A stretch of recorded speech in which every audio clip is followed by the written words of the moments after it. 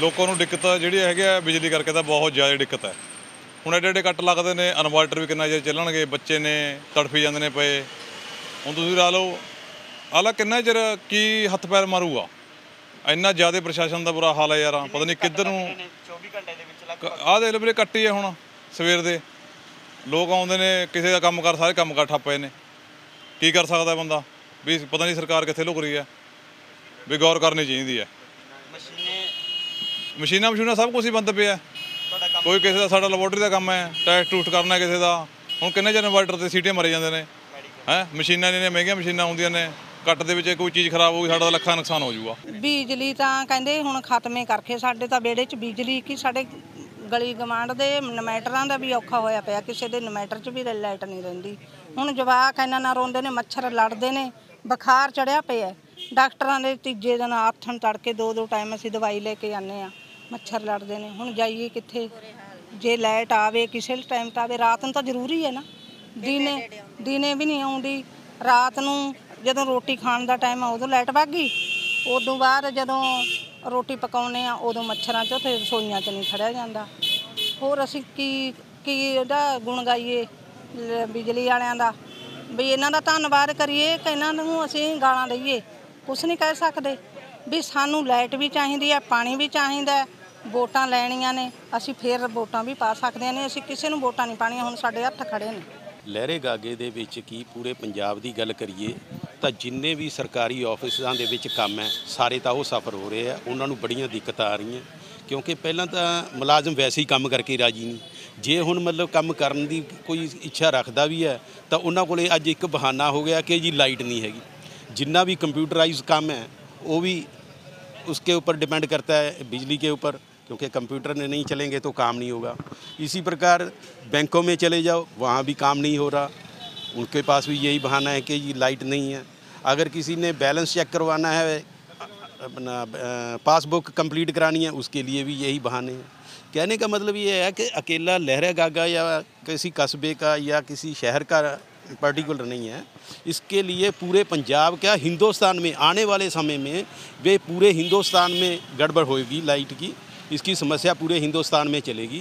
तो इससे क्या होगा कि इन्होंने सिर्फ जो है कारपोरेटर घरानों को फ़ायदा पहुँचाने के लिए किया हुआ है, और जितना भी कोला है वो उनको दे रखा है, और सारा कोला का उसके ऊपर उनका कंट्रोल है।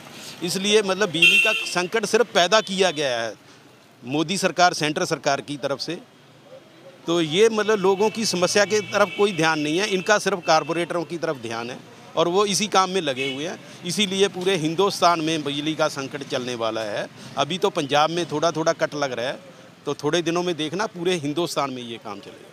बिजली का संकट हैगा भी, कट भी लग रहे हैं। सरकार वालों प्रचार भी बड़ा किया जा रहा है। तो संकट कहा जा रहा है कि कोले ਦੀਆਂ ਖਾਣਾਂ ਦੇ ਵਿੱਚ ਪਾਣੀ ਭਰਨ ਕਰਕੇ ਕੋਲੇ ਦੀ ਨਿਕਾਸੀ ਨਹੀਂ ਸਮੇਂ ਸਿਰ ਹੋ ਸਕੀ, ਜਿਹਦੇ ਕਰਕੇ ਬਿਜਲੀ ਸੰਕਟ ਪੈਦਾ ਹੋਇਆ। ਇਹ ਥੋੜਾ ਬਹੁਤਾ ਕਾਰਨ ਤਾਂ ਹੋ ਸਕਦਾ, ਪਰ ਬਾਕੀ ਦਾ ਕਾਰਨ ਜਿਹੜਾ ਹੈਗਾ ਸਰਕਾਰ ਦੀ ਨਲਾਇਕੀ ਹੈ। ਸਰਕਾਰ ਦੇ ਇਸ ਪਾਸੇ ਧਿਆਨ ਹੀ ਨਹੀਂ ਹੈ ਵੀ ਲੋਕਾਂ ਨੂੰ ਆਪਣਾ ਬਿਜਲੀ ਚਾਹੀਦੀ ਹੈ ਆਪਣਾ ਫਸਲਾਂ ਪਕਾਉਣ ਵਾਸਤੇ, ਹੋਰ ਕੰਮਾਂ ਵਾਸਤੇ। ਤੇ ਸਰਕਾਰ ਦੀ ਨਲਾਇਕੀ ਇਹਦਾ ਵੱਡਾ ਸਬੂਤ ਹੈ। ਹੋਰ ਕੋਈ ਬਿਜਲੀ ਦਾ ਸੰਕਟ ਐਡਾ ਨਹੀਂ ਹੈ ਜਿਸ ਤਰ੍ਹਾਂ ਕੋਲੇ ਦੀ ਉਹ ਦੱਸੀ ਜਾ ਰਹੀ ਹੈ।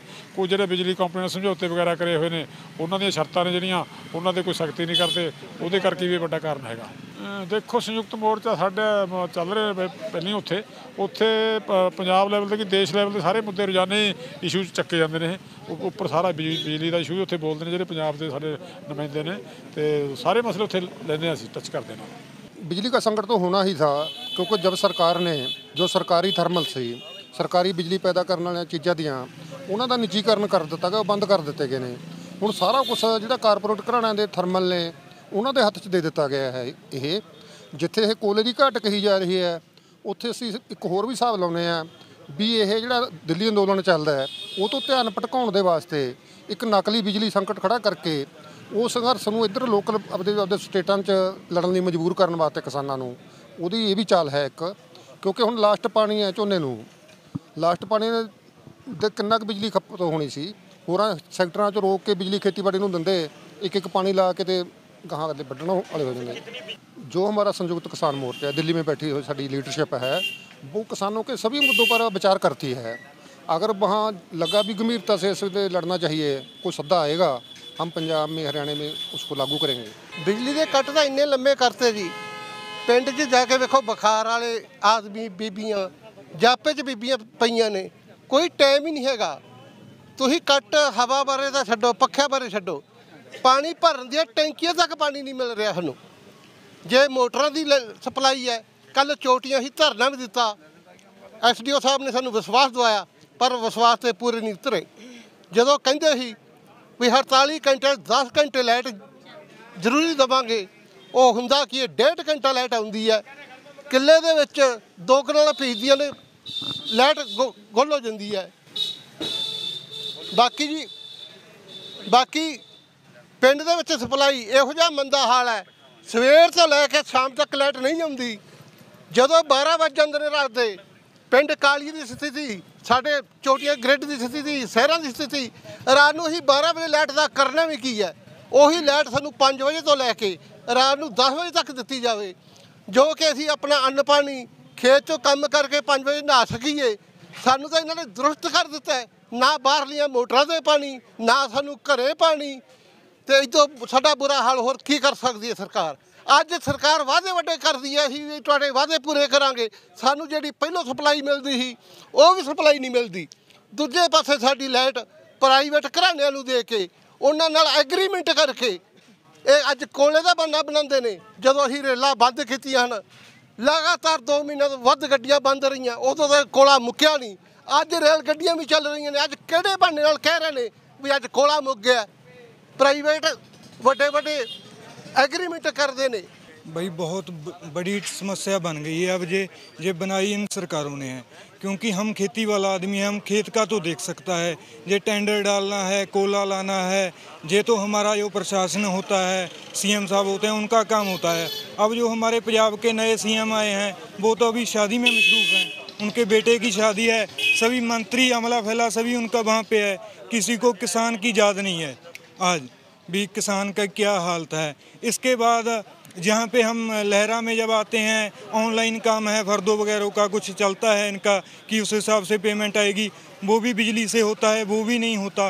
बहुत ज़्यादा दिक्कत आती है, ना तो हमको घर का कोई काम बन रहा है और ना जहाँ बन रहा है, सभी दिक्कत है। और इसके बाद अभी कटाई शुरू हो गई कुछ इलाकों में पंजाब में, और कहीं पे अभी चावल बन रहा है, जो पछेती वैरायटी है उसमें अभी चावल बन रहा है। जब चावल बनता है तो पानी की ज़्यादा ज़रूरत होती है, क्योंकि वो फसल पानी ज़्यादा लेती है, उसकी भी दिक्कत है। लेकिन ये मालूम नहीं क्या सोच रहे हैं, क्या समझ रहे हैं। हो सकता है किसान को डुबोने की कोई इनकी साजिश हो, इसी के कारण ये इन्होंने इतना संकट खड़ा किया है। देखो जी गलबात एक्स साहब ने दसी है वो दसता क्लीयर भी जी सरकार है वो बिल्कुल फेल होगी भी साढ़े को कोई प्रबंध नहीं, सिर्फ एक बहाना हो भी कोला नहीं आ रहा जी, खाना च पानी पै गया बड़ा।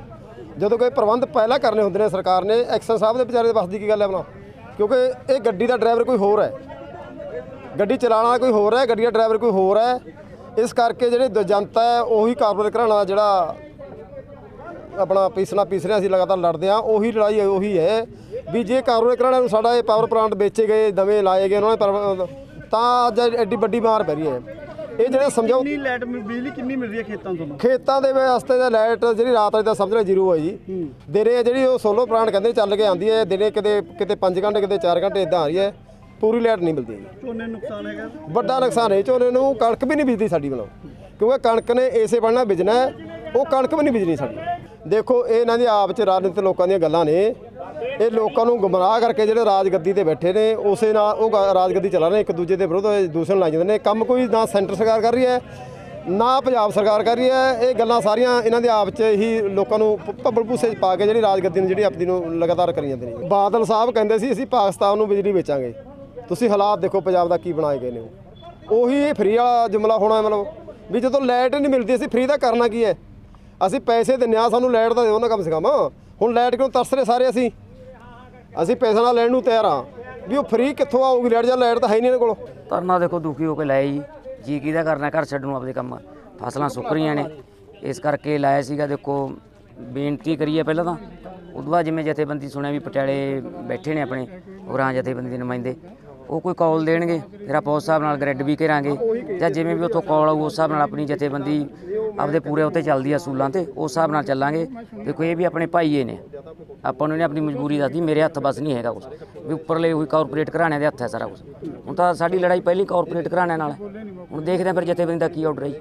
ਪੰਜਾਬ ਸਰਕਾਰ ਕਹਿੰਦੀ ਕਿ ਕੋਲਾ ਹੈਗਾ, ਕੇਂਦਰ ਸਰਕਾਰ ਪੰਜਾਬ ਸਰਕਾਰ ਕਹਿੰਦੀ ਕੋਲਾ ਹੈ ਨਹੀਂਗਾ ਤੇ ਕੇਂਦਰ ਸਰਕਾਰ ਕਹਿੰਦੀ ਹੈਗਾ ਕੋਲਾ।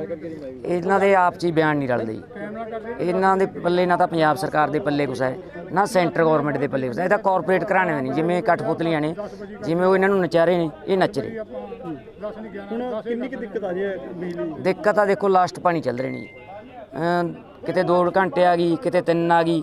ਉਹ 1 ਕਿੱਲੇ ਦੇ ਕਿਆਰੇ ਦਾ ਪਾਣੀ ਲੱਗਦਾ ਨਹੀਂ, ਇਹਨੇ ਵਗ ਜਾਂਦੀ ਹੈ ਲਾਈਟ, ਦੁਬਾਰੇ ਉਸੇ ਕਿੱਲੇ 'ਚ ਪਾਣੀ ਚੱਲੀ ਜਾਂਦਾ, ਬਾਕੀ ਸੋਕਾ ਲੱਗ ਰਿਹਾ ਸਾਰੀ ਫਸਲ ਨੂੰ। ਇਹ ਬਿਜਲੀ ਦੀ ਸ਼ਾਰਟੇਜ ਆਪਾਂ ਫੇਸ ਕਰ ਰਹੇ ਹਾਂ ਪਿਛਲੇ 10 ਦਿਨਾਂ ਤੋਂ। ਇਹ ਕੋਲੇ ਦੀ ਸਪਲਾਈ ਵਿੱਚ ਘਾਟ ਹੋਣ ਕਾਰਨ ਹੋਇਆ। ਉਹਦਾ ਕਾਰਨ ਸੀ ਕੋਲੇ ਦੀਆਂ ਖਾਣਾਂ 'ਚ ਪਾਣੀ ਭਰ ਗਿਆ। ਪਾਣੀ ਭਰਨ ਕਰਕੇ ਕੋਲੇ ਦੀ ਨਿਕਾਸੀ ਨਾ ਹੋਣ ਕਰਕੇ ਥਰਮਲ ਬੰਦ ਹੋ ਗਏ। ਜਿਹੜੀ ਹੁਣ ਸਪਲਾਈ ਚੱਲਦੀ ਹੈ ਹਾਈਡਲਾਂ ਤੋਂ ਜਾਂ ਸੋਲਰ ਪਲਾਂਟਾਂ ਤੋਂ ਚੱਲਦੀ ਹੈ। ਖਰੀਦ ਵਾਸਤੇ ਯਤਨ ਕਰ ਰਹੇ ਨੇ ਸਾਡੇ ਐਸੀ ਸਾਹਿਬ, ਅੱਜ ਪਟਿਆਲੇ ਗਏ ਹੋਏ ਨੇ ਚੀਫ ਸਾਹਿਬ ਨੂੰ ਮਿਲਣ ਪਾਵਰ ਪਰਚੇਜ ਵਾਸਤੇ। ਮਹਿਕਮਾ ਬਹੁਤ ਮਹਿੰਗੀ ਬਿਜਲੀ ਖਰੀਦ ਕੇ ਤੁਹਾਡੇ ਲਈ ਪ੍ਰਬੰਧ ਕਰ ਰਿਹਾ ਹੈ। ਉਮੀਦ ਹੈ ਵੀ ਓਪਨ ਪਰਚੇਜ 'ਚ ਵੀ ਸਾਨੂੰ ਬਿਜਲੀ ਮਿਲ ਜੂਗੀ ਤੇ ਇੱਧਰੋਂ ਕੋਲੇ ਦਾ ਵੀ ਪ੍ਰਬੰਧ ਹੋ ਜਾਂਦਾ ਤਾਂ ਆਪਾਂ ਨੂੰ 1-2 ਦਿਨਾਂ ਦੇ ਵਿੱਚ ਆਉਣ ਵਾਲੇ ਸਮੇਂ 'ਚ ਆਪਣੀ ਸਮੱਸਿਆ ਦਾ ਹੱਲ ਹੋ ਜਾਊਗਾ। ਦਿਨ ਦਾ ਗਰੁੱਪ ਹੈ 7 ਵਜੇ ਦਾ ਚੱਲਿਆ ਹੋਇਆ, ਹਾਲੇ ਤੱਕ ਚੱਲ ਰਿਹਾ ਹੈ। ਰਾਤ ਦੇ ਟਾਈਮ ਬਿਜਲੀ ਦੀ ਸ਼ਾਰਟੇਜ ਆ ਰਹੀ ਹੈ, ਫਿਰ ਵੀ 3.5 ਘੰਟੇ ਰਾਤ ਦਾ ਗਰੁੱਪ ਚੱਲਿਆ ਤੇ ਉਹਨੂੰ ਵਾਧੂ ਸਪਲਾਈ ਹੁਣ 12 ਵਜੇ ਆ ਗਈ ਸੀ। ਉਹ ਲਗਾਤਾਰ ਚੱਲ ਰਿਹਾ ਹੈ।